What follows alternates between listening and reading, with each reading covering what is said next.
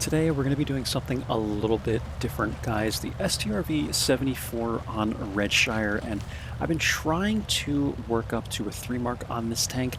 I love this tank, guys. If there is a tank other than a light tank at tier 6 that you would find me in, it's probably going to be the STRV 74 because this tank for ridgeline poking is a beast.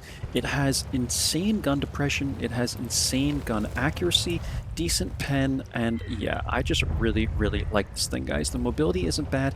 Really the only thing it doesn't have going for it is its concealment. It's kind of a big tank with a big turret, and you have to be careful. You'll get spotted in areas where you don't think you will be lit, and yeah, man, other than that, this thing's a monster, guys. I'm telling you, like, I love this tank. So I'm going to kind of fast forward through this one a little bit because not much to see in terms of how to play, per se. Like, a lot of you guys are here to see light tanks and to watch me, you know, make certain plays in lights and show you guys what I'm doing, why I'm doing it. But in this one, you're really just going to be seeing me sniping from the back here. We get a shot into the KV-1S here, and yeah, this guy's not having a good time. He's cooking here, and this is pretty lucky. We lit him on fire, and he goes down. 923 damage right from the start of the game, pretty much for me. And yeah, man, Type 64 is trying to kind of push the 3 line here, so that's why we're staying here. Like, I'm looking for shots going in this direction at these guys, and I'm just waiting for this game to progress. It looks like the East is still doing okay. Like, you just have to be patient, guys. We're getting shots over here at the KV-85 or whatever over here, the M4. We're just hanging out, man. I'm looking for a shot at the Cromwell. He's running back. But this is what you have to do, guys. Just keep looking for shots. The Type 58 pokes out. We're getting shots into the Type 58. I am using... Okay, so I'll show you this, right? Look how I'm using this tree to my advantage, okay? This is something you can do. I know that you guys know about bushes, but did you know that the branches of the trees are also concealment? So if you're shooting through like a branch, like put your gun right in front of the branch, and you also might not get spotted if you're shooting at someone, right? So we're gonna keep going through this one, guys, but yeah, man, like if you guys are looking for a tank to play other than a light, if you play a lot of lights and just kind of a casual tank like at tier 6, because tier 6 usually isn't as competitive, grab this tank, man. The STRV 74 is a beast. So I'm going to be taking shots at the Poodle here. Someone pinged him, and Type 64 proceeded to go over there. He was very... Type 64 was a good player, man. Like, he was very active. He knew what he had to, you know, do to spot this enemy team, and he played very well. So he's part of the reason why I'm already at 1600 damage, I'd like to think.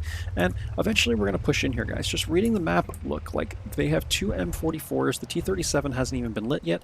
We have to know that the IKV and the Hellcat are going to be either in A8, they're going to be sitting in like C4, C5, or they're going to be back here in like A3, A4. These are the only 3 locations they can be at this point, because we have the rest of the map won, right? So we're going to take a couple shots at the Hellcat here. That one misses. He's going behind the rock. And I'll put this on 1 times as we kind of crest the hill here, because I'd like to spot something even further. And now we'll go to my camera view, guys, and you can kind of just enjoy the rest of the game here without me speeding ahead. But we take a shot at the T-37 here. I'm just waiting for the Type 64 to come up and over because he has insane DPM. And once he comes up and over, I'm going to go with him. I see that he's going. I'm like, all right, let's go. So I'm coming up and over here. We just want to support this guy, man, you know. I'm going to get this final shot into the T-37 here. And just keeping everyone safe. There's still 2 Arties, man, and it's like, where is this IKV? He ends up in A1, actually. I forgot to mention this. A1, guys, is another area. So you have A1, you have like A34, you have like A8, and then you have like this hill. That's where they're going to be. It's like where all the tank destroyers... There's no other possible areas for them to be, really, unless they're playing a very strange game, right? But we're going to go after the M44 here, guys. Just... This tank is like, I like to call this tank king of the auto lock, because you can just right click, left click everything, and it's very likely that you'll pen it, right? Like you don't even have to really like aim. You just auto lock and shoot, and it's a very easy tank to play, man. And there you guys go. it's kind of like an extra, right? Like I figured I would just show you this one. There's nothing informative really about it. It's just a really good game that we happen to play on Redshire, guys. And yeah, it's like 9k W and 8-man, 2451 damage, 314 assist, and figured I would show you guys something a little bit different. We had 3 kills, and if you're looking to play like a fun medium tank, this thing is basically a tank destroyer. It really is, man. Like, it's so good at ridge poking, like, and it's kind of fragile too. Like, you have to be careful, man. It doesn't really have much armor, and I think the engine is kind of fragile and all. I don't think I've been lit on fire or racked that many times, but yeah, man, like, you just be careful with this thing. Like, some of these tanks can be really fragile. The STRV 74 is definitely one of them, but I'm telling you, man, Skill for LTU loves this tank too, and I don't blame him, and I know why. Like, this tank is just, it's beautiful to ridge poke with. I can't tell you guys enough how fun it is to just poke up on ridges, and the gun literally goes like this, like over the ridge line, man. You could just poke up anywhere and you have the advantage, and only like the very top of your turret is showing, and that's it. And you can just poke the ridge lines and you're good to go. And the accuracy too, man.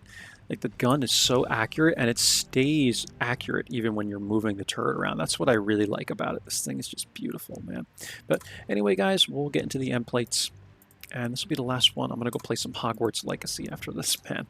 I need a break from World of Tanks. I played like 51 battles today, I think. It's one of my days off. 2451 damage, guys, 314 assist. We had 7 module damage, 3 kills, high caliber, first class. And here we go, we're second by experience. Type 64, I think, deserved this one. Delta Alpha, shout out to this guy. I guess this is Vulcan. Is it Vulcan? Vulcan clan. He did 1520 damage, guys, and probably a good amount of spotting if he's beating me by experience, with only 1 kill and 1500 damage. And yeah, shout out to that guy. He played very, very well. And yeah, I mean, like, half of our team did pretty well here. Yeah, we had a couple people do 0 damage, but, you know, this is the way the game is. And I think everyone played, you know, as good as they could. So we actually made 11k with this thing. So we only fired APCRs at the end because I started running out of ammo, man. Like, holy crap, we fired 23 shots, guys. 18 hits, 16 pens, and beautiful game. 6 minutes and 39 seconds, which is pretty quick for Redshire. And I am running this thing, just want to make sure you can see this with the camera. Vents in the mobility slot, optics, and then I run this bounty improved aiming, and I think that really helps this thing out. And I run it with, right now I have the crew fairly stacked. Brothers in Arms, I have intuition, situational awareness, about half of recon and half concealment for all these guys, so maybe that's why I'm getting spotted a lot. I'm not running a lot of concealment, but I do have the snapshot and smooth ride. And take a look at this, guys. 1.58 aiming time. I know that's kind of hard to see with the background. 1.58 aiming time, 0.26 dispersion, negative 15 degrees of gun depression, right? The DPM 2000, yeah, not so great, but this thing, you need to sit in the back of the map, man. You really, really need to sit in the back of the map. And yeah, everything else is fine, guys. Like, mobility is fine. It doesn't really have a lot of armor, but again, like, it doesn't need it. I'm telling you, man. Like, you ridge poke the crap out of people with this tank. That's all, guys. I hope you enjoyed. I will catch you guys for the next one. Take care of yourselves. Bye-bye.